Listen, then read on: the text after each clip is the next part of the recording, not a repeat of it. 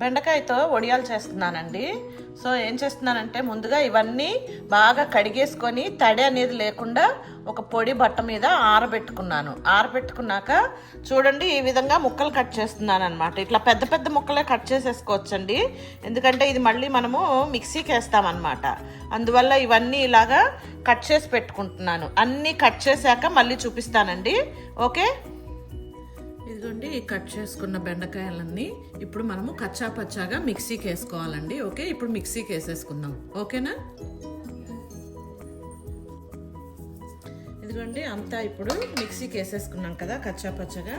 దీంట్లోకి నువ్వులండి, ఇంకా మీకు ఎన్ని కావాలంటే అన్ని వేసుకోవచ్చు నువ్వులు. నేను ఒక 2-3 గుప్పెళ్ళు వేస్తున్నానండి. ఓకే, అలాగే జీలకర్ర అండి, కొంచెం జీలకర్ర పైన చల్లుకోవాలి, కొంచెమేమో పొడి చేసి వేసుకోవాలండి. ఓకే, అది కూడా చేస్తాను. ఇప్పుడు కొంచెం వేసాను కదా, ఒక 1.5 స్పూన్ అంతా వేసాను. ఓకే, ఇప్పుడు ఇది అండ్ సాల్ట్ అండి, ఇది పక్కన పెట్టేసుకుందామండి. చూడండి ఒక మిక్సీ జార్ తీసుకొని దాంట్లోకి కొత్తిమీర, పచ్చిమిరపకాయలు, ఉప్పు వేసి, పసుపు కూడానండి వేసి మెత్తగా మిక్సీ జార్కి వేసుకొని మిక్సీ పట్టుకొని ఆ బెండకాయ మిశ్రమంలో కలిపేయాలి. ఓకే, చూడండి ఇప్పుడు బెండకాయ మిశ్రమం అంతా రెడీ అయిపోయింది కదా. ఇప్పుడు ఒక గిన్నెలోని బొరుగులు బాగా నానపెట్టుకోవాలండి, బాగా మెత్తగా అయ్యే వరకు. అవి నానిపోయాక చూడండి ఇలా పిండేసి మనము ఆ బొరుగుల బెండకాయ మిశ్రమంలో వేసేయాలి. అదేవిధంగా అన్నీ చెయ్యాలి. ఇదిగోండి ఇప్పుడు బొరుగులు పిండేసి వేసుకున్నాం కదా.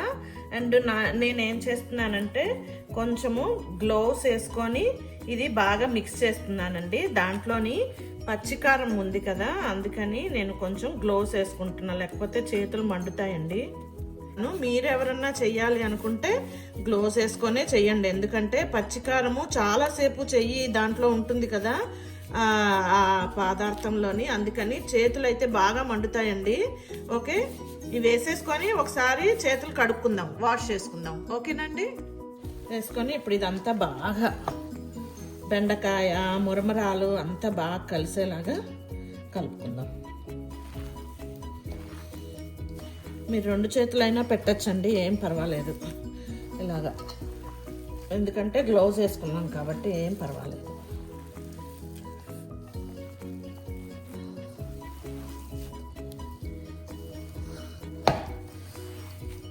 ఇప్పటి వరకు వేసిన ఇంగ్రీడియంట్స్ అన్నీ ట్రెడిషనల్గా చేసే ఫుడ్ అండి, వడియాలు.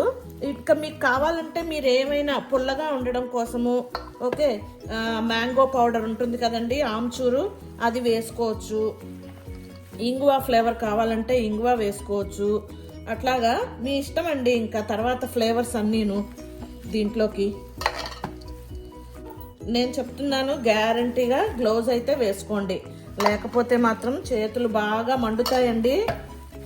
నేను ఎక్స్పీరియన్స్డ్ మండడం అనేది చేతులు చాలా సేపు అండి, ఎందుకంటే 2-3 డేస్ మండుతూనే ఉంటాయి. అలాగా పచ్చికారం కదండి ఇది, పచ్చిమిరపకాయల కారము, బాగా మండుతాయి చేతులు అనేటివి. ఇప్పుడు బాగా కలిపేశానండి.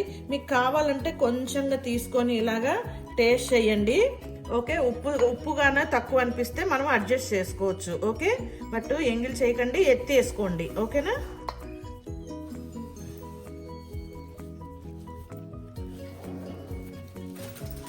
ఉప్పు పడుతుంది.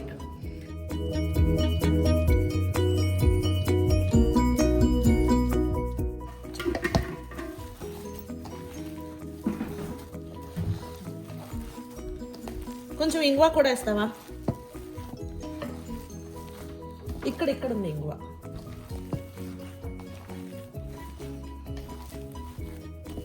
నేను కొంచెం ఇంగువ కూడా యాడ్ చేస్తున్నానండి.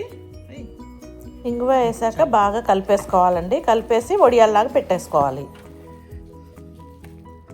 ఇదిగోండి ఇలా కొంచెంగా తీసుకొని ఇలా ఇంకా కొంచెమే తీసుకోవాలి, ఇంకా కొంచెం.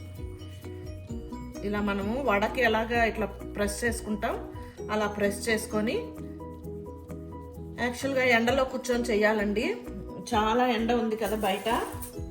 ఇదిగో నేను ఇలాగా ఒక ట్రే మీద పెట్టేసుకుంటున్నానండి. పెట్టేసుకొని తర్వాత ఈ ట్రే తీసుకెళ్ళి ఎండలో పెట్టేసి వస్తాను.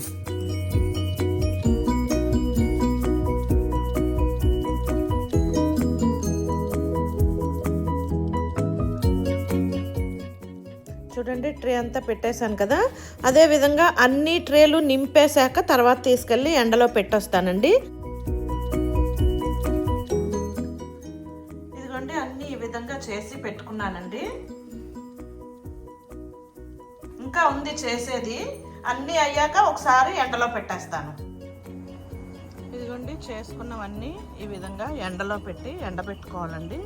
చాలా బాగా ఎండాలండి, చాలా క్రంచీగా అట్లా బాగా ఎండిపోవాలన్నమాట. ఒక 4-5 రోజులన్నా మంచి ఎండలలో, ఎక్కువ ఎండ ఉన్నప్పుడు 4-5 రోజులన్నా ఎండబెడితే అవి మనకి ఇంకా బూజు పట్టకుండా ఉంటాయన్నమాట. ఎందుకంటే బెండకాయ అన్నీ పచ్చి పచ్చిగా ఉంటాయి కదండి. మనము కొంచెం పచ్చి పచ్చిగా ఉన్నప్పుడే డబ్బాలో వేసి పెట్టుకుంటే బూజు వచ్చేస్తాయి. అందుకని చాలా ఎక్కువ ఎండాలి, లోపల దాకా అంతా ఎండాలన్నమాట. ఎండితేనే మనకి బూజు రాకుండా ఉంటాయి. కొన్నాళ్ళు ఎక్కువ రోజులు నిల్వ కూడా ఉంటాయి అన్నమాట డబ్బాలో వేసి పెట్టుకున్నప్పుడు. ఓకేనా? మళ్ళీ ఎండాక మళ్ళీ చూపిస్తానండి. ఓకే, చూడండి, సూర్యభగవానుడు దగదగా మండుతున్నాడు. ఓయమ్మ, ఎంత వేడుందంటే బయట. సో ఏం చేశానంటే, ఫస్ట్ నేను చూడండి అన్నీ ఇలాగా ఓవెన్ ట్రేస్ ఉంటాయి కదండి, ఆ ఓవెన్ ట్రేలలో పెట్టేసుకున్నానండి. పెట్టేసుకున్నాక తర్వాత తీసుకొచ్చి బయట పెట్టానన్నమాట. ఎందుకంటే ఈ వేడికి బయట ఒక 5 మినిట్స్ కూడా ఉండలేకపోతున్నామండి. చాలా వేడి ఉంది అసలు. మీరు బిలీవ్ చెయ్యరు ఎంత వేడి ఉందంటే అంత వేడి ఉంది. సో అందుకని అన్నీ ఒకసారి ఇలాగా పెట్టేశాను అనమాట. ట్రేలల్లో అల్యూమినియం ఫాయిల్ వేసి ట్రేలల్లో పెట్టేసుకున్నాను. పెట్టేశాక బయటకు తీసుకొచ్చి ఎండబెట్టాను అనమాట. సో ఇప్పుడు ఇవి బాగా ఎండాక మళ్ళీ మీకు చూపిస్తాను. ఓకేనా?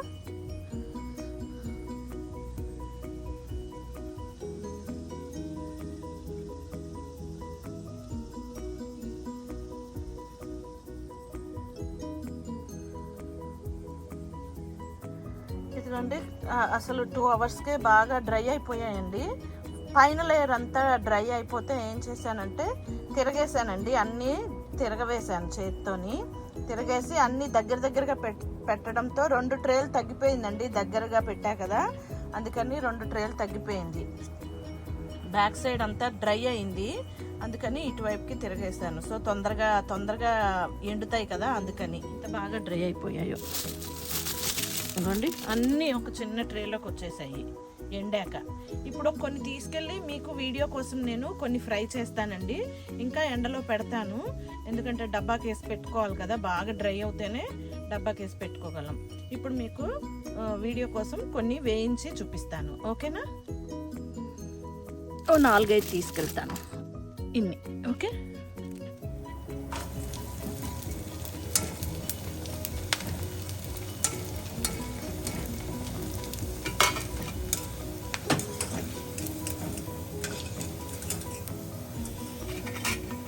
ఇదిగోండి ఈ విధంగా ఫ్రై చేసేసి